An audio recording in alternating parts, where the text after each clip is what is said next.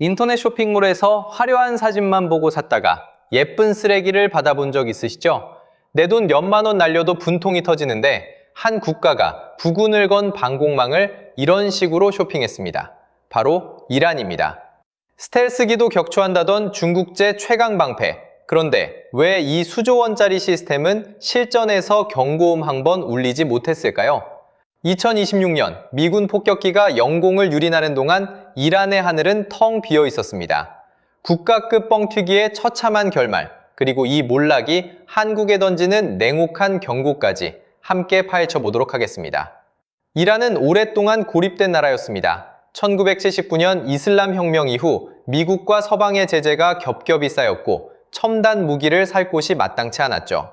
러시아가 만든 지대공 미사일 시스템 S-300을 들여오긴 했지만 물량이 턱없이 부족했습니다. 그때 중국이 손을 내밀었습니다. 우리 HQ-9B는 S-300급 성능인데 가격은 절반입니다. HQ-9B는 중국이 자체 개발했다고 주장하는 중거리 방공미사일 체계입니다. 제재의 목조인 이란에겐 솔깃한 제안이었죠.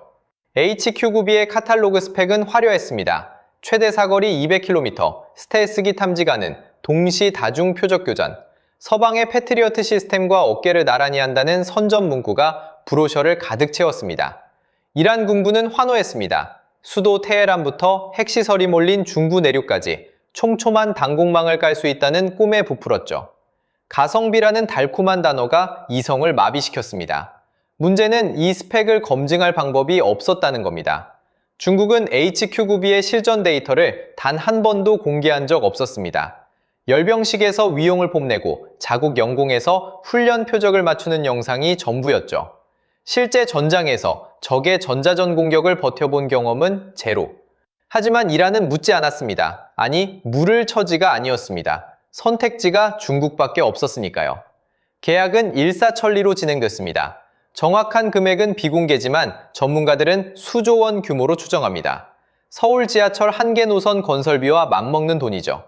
이란 최고 지도자 하메네이는 자신만만하게 선언했습니다.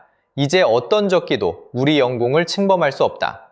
국영방송은 연일 방공망을 자랑했고 국민들은 안심했습니다. 그러나 카탈로그와 현실 사이엔 거대한 간극이 숨어 있었습니다. 중국이 넘긴 건 방패가 아니라 방패처럼 생긴 무언가였을 뿐. 그 진짜 민낯은 미군 폭격기가 이란 하늘에 나타난 밤 비로소 드러납니다. 2026년 어느 새벽 이란 방공사령부의 레이더 화면이 갑자기 지직거리기 시작했습니다. 화면 가득 노이즈가 번지더니 곧 아무것도 보이지 않았죠. 미군의 전자전 공격이 시작된 겁니다. 전자전이란 쉽게 말해 적의 레이더와 통신망을 교란하는 전파 전쟁입니다. 아무리 좋은 미사일이 있어도 눈과 귀가 먹으면 쏠 수 없죠. 중국산 HQ-9B는 첫 번째 관문에서 바로 무너졌습니다. 이란이 구축한 방공망의 구조를 보면 문제가 더 선명해집니다. 테헤란을 중심으로 북쪽 산악지대와 서쪽 국경 일대에 레이더 기지들이 포진해 있었습니다. 남한 면적의 16배에 달하는 광활한 영토를 커버하려면 레이더 간 연동이 생명입니다. 그런데 중국산 시스템은 이 연동 능력이 허술했습니다. 각 기지가 따로 노는 구조였던 거죠. 한 기지가 먹통이 되면 옆 기지가 백업해야 하는데 그런 설계 자체가 없었습니다. 미군은 이 약점을 정확히 찔렀습니다. B-2 스텔스 폭격기가 이란 서부 국경을 넘을 때 이미 레이더망 전체가 눈이 먼 상태였습니다. B-2는 야구공 크기로 레이더에 잡히는 스텔스기입니다. 정상 작동하는 레이더도 탐지하기 어려운데 먹통이 된 레이더가 잡을리 만무했죠. 폭격기들은 마치 텅 빈 고속도로를 달리듯 유유히 영공을 가로질렀습니다. 이란 방공요원들은 패닉에 빠졌습니다. 레이더 화면은 여전히 먹통이고 상부에서는 왜 안 쏘냐는 고함만 쏟아졌죠. HQ-9B 미사일은 발사대에 그대로 꽂혀 있었습니다. 쏘고 싶어도 쏠 수가 없었습니다. 표적 정보가 없으니까요. 중국이 자랑하던 스텔스기 탐지 능력은 애초에 존재하지 않았던 겁니다. 열병식에서 뽐내던 위용은 실전에서 한낱 고철 덩어리로 전락했습니다. 그날 밤 이란의 주요 방공기지 수십 곳이 불길에 휩싸였습니다. 수도 방어의 핵심이던 시설들이 연쇄적으로 무너졌죠. 중국이 약속한 난공불락의 방패는 단 몇 시간 만에 증발했습니다. 레이더가 눈을 떴을 때 하늘엔 이미 적기의 그림자조차 남아있지 않았습니다. 전문가들의 분석은 냉혹했습니다. 미사일이 문제가 아니라 레이더가 먼저 박살나서 쏠 기회조차 없었다. 미군의 전자전 능력은 중국의 예상을 몇 단계나 뛰어넘었던 겁니다. 미군은 수십 년간 실전에서 전자전 기술을 갈고 닦았습니다. 이라크, 시리아, 아프가니스탄에서 온갖 당공망을 뚫어본 경험이 축적되어 있죠. 반면 중국은 어땠을까요? 자국 영공에서 훈련 표적 맞추는 게 전부였습니다. 여기서 결정적 차이가 드러납니다. 실전 경험의 유무. 미국은 패트리어트 미사일을 걸프전, 이라크전에서 실제로 굴렸습니다. 문제점이 나오면 바로 개선하고 다시 실전에서 검증하는 사이클을 수십 년 돌렸죠. 중국은 그런 기회가 없었습니다. 열병식에서 번쩍거리는 신형 장비를 선보이고 국영방송에서 세계 최강이라 떠들었지만 한 번도 진짜 전쟁터에서 증명한 적이 없었습니다. 그래서 붙은 별명이 방구석 여포입니다. 집안에서는 천하무적처럼 굴지만 밖에 나가면 힘 한 번 못 쓰는 허세덩어리. 중국산 무기가 딱 그 꼴이었죠. 에어쇼에서 화려한 구개비행 선보이고 약한 반군 상대로 폼잡을 때는 그럴듯해 보였습니다. 하지만 미군이라는 진짜 강자 앞에서는 속수무책이었습니다. 이란 군부 내에서도 경고가 없었던 건 아닙니다.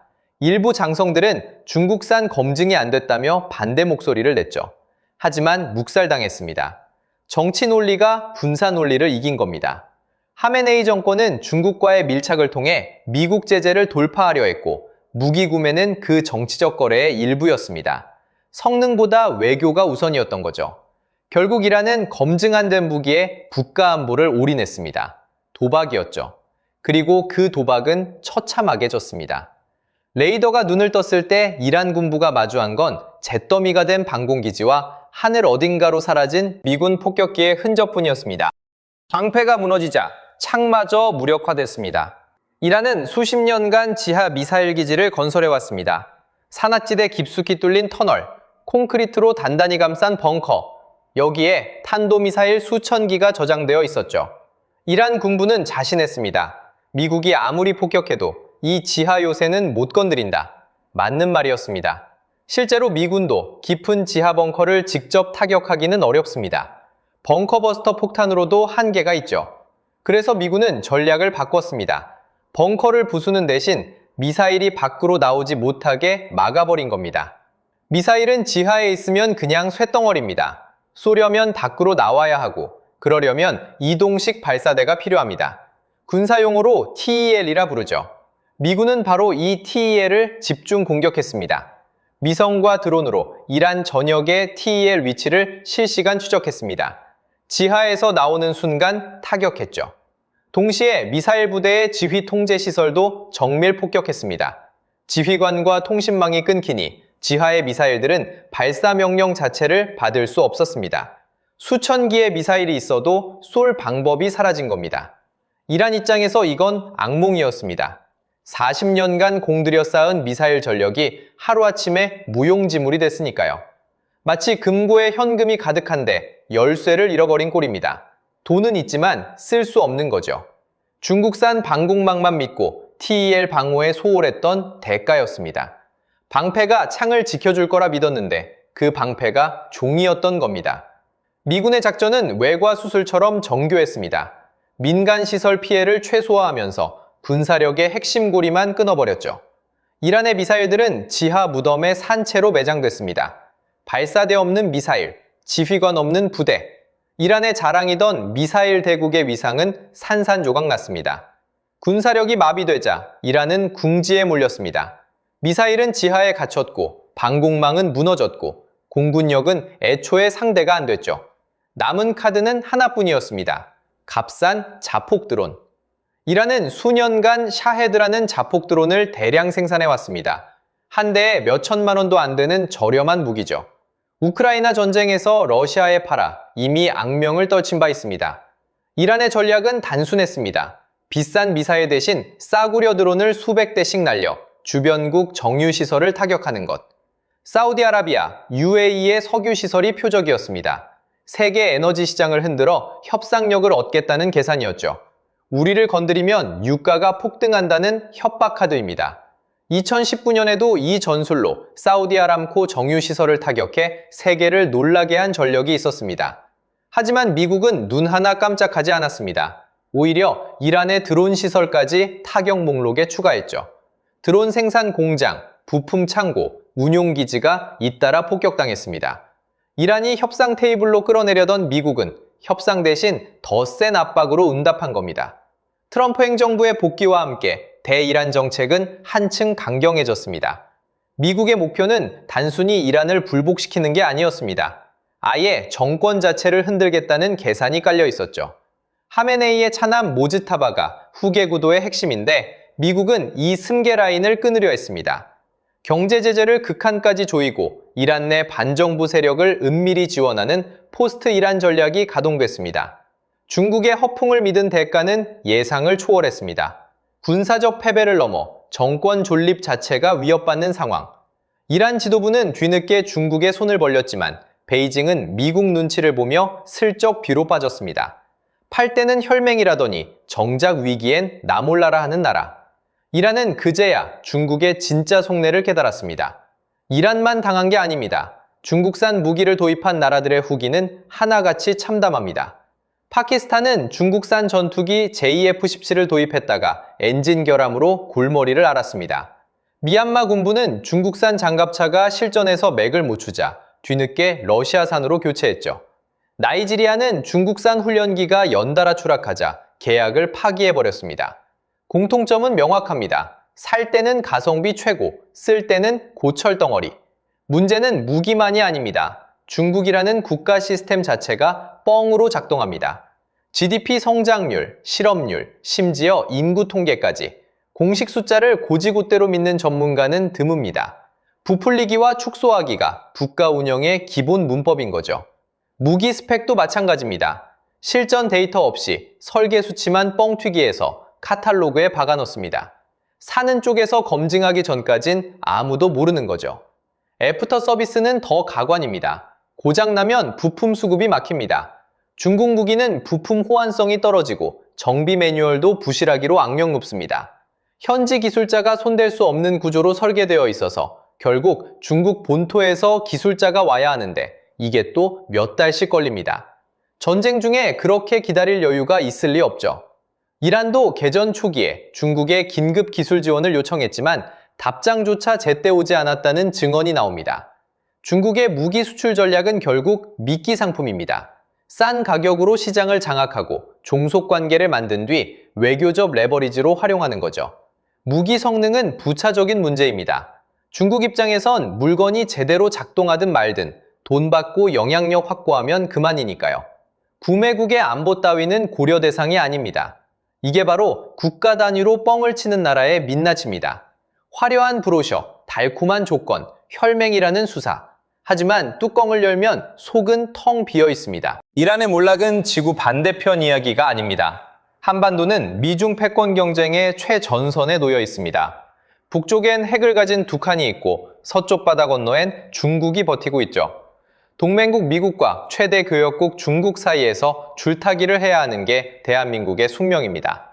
이 균형이 흔들리면 어떻게 될까요? 이란이 보여준 결말은 하나의 시나리오입니다. 경제적 유혹은 늘 존재합니다. 중국은 한국의 최대 수출 시장입니다. 반도체, 배터리, 석유화학 제품이 중국으로 쏟아져 나가죠. 이 물량을 무기로 중국은 수시로 압박을 가합니다. 사드 배치 때 한한령으로 한류를 틀어막았고 요소수 대란 때는 수출 통제로 물류 대란을 일으켰죠. 경제 의존도가 높을수록 협박 카드는 강력해집니다. 그래서 일부에선 중국과 잘 지내야 한다는 목소리가 나오기도 합니다. 하지만 이란의 사례는 그 접근법의 끝을 보여줍니다. 이란도 중국에 기대면 미국 제재를 버틸 수 있다고 믿었습니다. 중국산 무기를 들여오고 중국 자본을 끌어들이고 중국 편에 서면 안전할 거라 생각했죠. 결과는 어땠습니까? 결정적 순간에 중국은 빠지고 이란은 홀로 남았습니다. 혈맹은 말뿐이었고 무기는 고철이었고 동맹은 신기루였습니다. 한국의 상황은 이란과 다릅니다. 한미동맹이라는 단단한 축이 있고 자체 방위산업 역량도 세계적 수준이죠. K방산이 중동과 유럽에서 러브콜 받는 건 실전 검증된 성능 덕분입니다. 하지만 이 자산을 유지하려면 방향이 흔들리지 않아야 합니다. 한쪽의 무기 사고, 다른 쪽 눈치 보는 이란식 줄타기는 결국 양쪽 모두에게 신뢰를 잃는 지름길입니다. 이란의 텅 빈 하늘은 경고장입니다. 잘못된 배팅이 어떤 결과를 낳는지 생생하게 보여주는 사례죠. 문제는 그 경고를 어떻게 읽느냐입니다. 국제사회는 냉혹합니다. 약속은 종이 위에만 존재하고 동맹은 이해관계가 맞을 때만 작동합니다. 이란은 그 현실을 가장 처참한 방식으로 배웠습니다. 중국의 카탈로그를 믿었고 중국의 약속을 믿었고 중국이라는 국가를 믿었습니다. 그 믿음은 전부 배신당했습니다. 수조 원은 증발했고 방공망은 녹아내렸고 정권은 흔들리고 있습니다. 미국이라는 나라의 진짜 무서움도 드러났습니다. 단순히 폭탄을 떨어뜨리는 게 아니라 상대방의 가장 약한 고리를 정확히 찾아내 시스템 전체를 무력화시킵니다. 레이더를 눈멀게 하고 발사대를 부수고 지휘체계를 끊고 경제를 조이고 정권 승계까지 건드립니다. 한 수 한 수가 연결된 바둑처럼 전체 판을 설계하는 거죠. 이런 상대 앞에서 검증 안 된 가짜 방패는 종이보다 못합니다. 우리에게 주어진 교훈은 명확합니다. 국가 안보는 절대로 가성비로 접근해서는 안 된다는 것. 싼 게 비지떡이라는 속담은 무기에도 그대로 적용됩니다. 화려한 스펙과 달콤한 가격 뒤에 무엇이 숨어 있는지 반드시 검증해야 합니다. 실전 데이터 없는 무기, 신뢰 없는 동맹, 말뿐인 약속은 결정적 순간에 반드시 무너집니다. 한국은 이란이 아닙니다. 하지만 한국도 선택의 기로에 서 있습니다.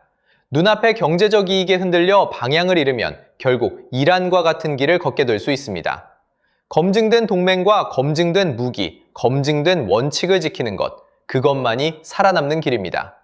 과연 대한민국은 이 냉혹한 국제사회에서 어떤 선택을 내려야 할까요? 오늘 영상이 유익하고 재밌으셨다면 구독과 좋아요 부탁드리겠습니다. 영상 제작에 큰 힘이 됩니다. 다음 영상에서 뵙겠습니다.